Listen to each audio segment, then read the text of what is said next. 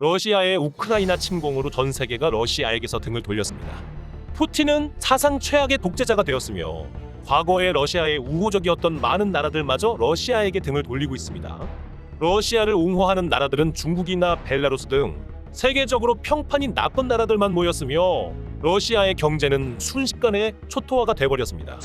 루블화의 가치는 폭락하여 순식간에 종이 조각이 되어버렸으며 심지어 사람들이 오가는 쇼핑몰에서 루블화를 뿌리는 사람마저 나타났습니다. 모스크바에 위치한 쇼핑몰에서 찍힌 해당 영상에서 가장 놀라운 점은 뿌려지는 돈을 보고도 누구도 죽거나 관심을 가지는 사람이 없다는 것입니다. 눈앞에 돈이 떨어지는데도 사람들이 무관심한 이유는 그만큼 루블화의 가치가 떨어졌으며 휴지 조각이나 마찬가지가 되어가고 있기 때문입니다. 유례없는 강력한 국제사회의 제재로 러시아는 심각한 불황 가능성에 직면했으며 채무불이 행으로 인한 디폴트 선언 가능성도 불가능한 시나리오는 아니라고 IMF는 지적하고 있습니다. 이대로 가면 러시아는 자멸할 수도 있다는 보고마저 나오고 있습니다. 이런 서방의 강력한 경제 제재는 총칼로만 전쟁을 하는 것이 아니라는 것을 확실히 보여주는 본보기가 되고 있습니다. 이런 러시아의 위기를 틈타 일본이 러시아에 도발을 감행하다 큰 위기 상황을 맞고 있어 일본이 난리가 났습니다. 일본이 자초한 이번 도발에 러시아가 군사작전으로 회답을 하자 갑자기 한국에 도와달라는 요청을 하는 상황이 발생한 것인데요. 이번 시간에는 러시아를 건드리다 역으로 일본의 위기가 찾아온 황당한 일본의 도발에 대해 자세히 알아보겠습니다. Fact King. 우크라이나에서 러시아가 심각하게 고전을 하고 있습니다. 불과 3일이면 우크라이나를 항복시키고 우크라이나를 무장해제시킬 것이라고 판단했던 푸틴의 계획은 완전히 틀어져 버렸고 전쟁이 예상 이상으로 길어지면서 러시아가 오히려 큰 피해를 입고 있습니다. 당초 우크라이나인들의 항전 의지와 전력을 과소평가했던 러시아는 곳곳에서 패주하고 있으며 탈영을 하거나 전투를 피하기 위해 일부러 항복을 하는 등의 모습을 보이며 러시아군의 사기가 많이 저하된 모습을 보이고 있습니다. 특히 절반 이상을 차지하는 러시아군의 징집병들은 이번 전쟁 그 자체에 대해 회의감을 가지고 있으며 전쟁 같은 건 원치 않았던 젊은이들을 사지로 몰아간 러시아의 수뇌부를 원망하고 있는 상황입니다.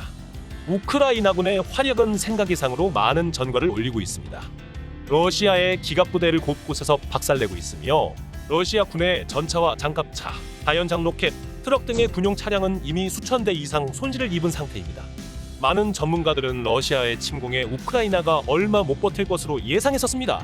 러시아는 전쟁의 시작 전부터 우크라이나의 국방부와 군의 사이트에 디도스 공격을 감행했고 우크라이나의 각종 은행의 서버에 디도스 공격을 하여 우크라이나의 군사 시스템과 사회 중추 시스템을 마비시키고 우크라이나의 각종 가짜뉴스를 퍼뜨려 사회를 혼란시킨 후 침공을 하는 이른바 하이브리드 전쟁으로 우크라이나를 급속히 붕괴시킬 것으로 예상했습니다. 하지만 러시아는 결정적인 승리를 얻지 못하고 있고 그 이유 중 하나가 생각보다 러시아 군대가 강하지 않았다는 전문가들의 평가가 나오고 있습니다. 미군과 같이 최첨단 장비를 이용한 현대전은 러시아에게는 불가능한 전쟁 방식이었습니다. 러시아의 국방 예산은 한국과 비슷한 수준으로 세계 2위 수준의 거대한 몸집의 군대를 유지하기에는 매우 부족한 예산입니다. 때문에 러시아는 최첨단 무기는커녕 대부분의 무기가 냉전 시기 소련 시절에 생산한 무기들이며 이것들을 조금 개량하여 쓰고 있는 상황입니다. 대부분의 무기는 30에서 40년 이상 낡은 무기이며 보급도 형편없어 유통기한이 20년이 지난 전투 식량을 병사들에게 쥐어주고 작전을 수행하게 하는 등 많은 전문가들이 예측한 러시아의 군사력보다 훨씬 열악한 상태를 보여주고 있습니다. 미군에 이어 두 번째로 세계에서 강력한 군대를 가지고 있다던 러시아군은 그 거품이 걷어지자 실상은 생각보다 약했다라는 평가가 나오고 있는 상황입니다. 전쟁은 단순히 병력과 장비만으로 할 수 있는 것이 아닙니다. 많은 전쟁 장비와 보급 물자를 지원해야 전선을 유지할 수 있으며 폭탄이든 장비든 식량이든 모든 전쟁은 엄청난 돈을 써야 지속이 가능합니다. 전쟁도 결국은 돈이라고 하는 경제적인 논리에서 벗어날 수가 없습니다. 서방 세력은 러시아와 직접 총칼을 마주하지는 않지만 이미 경제적인 제재로 러시아를 공격하고 있습니다. 러시아 증권거래소는 지난달 28일부터 거래가 중지된 상태입니다. 화폐 가치는 급락하고 물가는 뛰고 있고 서방 기업들은 철수를 하며 러시아인들의 삶이 순식간에 고달퍼지고 있습니다. 지금 러시아의 상황은 러시아판 고난의 행군이 찾아왔다고 말할 수 있을 정도입니다. 우크라이나는 큰 체급의 러시아 군을 상대로 매우 잘 싸웠지만 피해는 지속적으로 늘어나고 있고 이대로 전쟁이 지속될 경우 시간은 걸릴지언정 패배를 피할 수가 없습니다. 러시아의 경우는 전쟁이 길어지면 길어질수록 경제적인 문제를 벗어날 수가 없습니다. 세계적인 경제 제재와 더불어 전쟁 비용을 점점 감당하기 힘들기 때문입니다. 이 때문에 우크라이나와 러시아는 출구 전략을 찾고 있는 상황이며 서로 간의 협상 조건을 한 발씩 양보하면서 전쟁을 끝내려 하고 있습니다. 이 전쟁으로 러시아는 돈바스 지역을 시작으로 남동부 지역의 우크라이나의 영토를 러시아의 영토로 편입시킬 수는 있을 것으로 예측되고 있지만 러시아의 미천을 드러내게 되었고 러시아의 쇠락을 피할 수 없는 상황이 되어버렸습니다. 러시아의 미천이 드러나자 가장 먼저 이빨을 보이기 시작한 것은 일본입니다. 러시아와 오랜 기간 동안 영토 분쟁을 치르고 있던 일본은 러시아가 차지하고 있는 영토인 쿠릴열도를 되찾겠다며 러시아에 대한 도발에 나섰습니다. 한동안 신러 성향을 보이던 일본 정부는 우크라이나 전쟁으로 전 세계가 러시아의 등을 돌리자 발빠르게 러시아를 손절하며 쿠릴열도에 대해 일본 영토라는 주장을 하고 나섰습니다. 러시아식 명칭은 쿠릴열도, 일본식 명칭은 북방 영토인 이곳은 한동안 러시아를 자극하지 않기 위해 일본 정부의 고위 관계자들은 쿠릴열도에 대한 언급을 자제하고 있었는데요.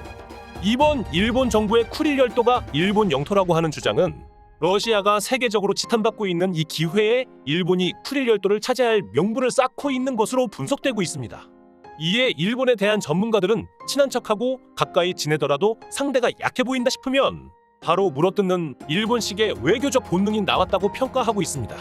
세간에서 생각하던 러시아의 군사력이나 경제력이 생각이상으로 형편없었기에 일본은 바로 러시아를 손절하고 도발을 감행하고 있습니다. 일본은 이번 전쟁에서 우크라이나를 지원하기로 결정했습니다. 일본의 우크라이나에 대한 지원은 올바른 결정이며 이것은 세계적인 흐름이기도 합니다.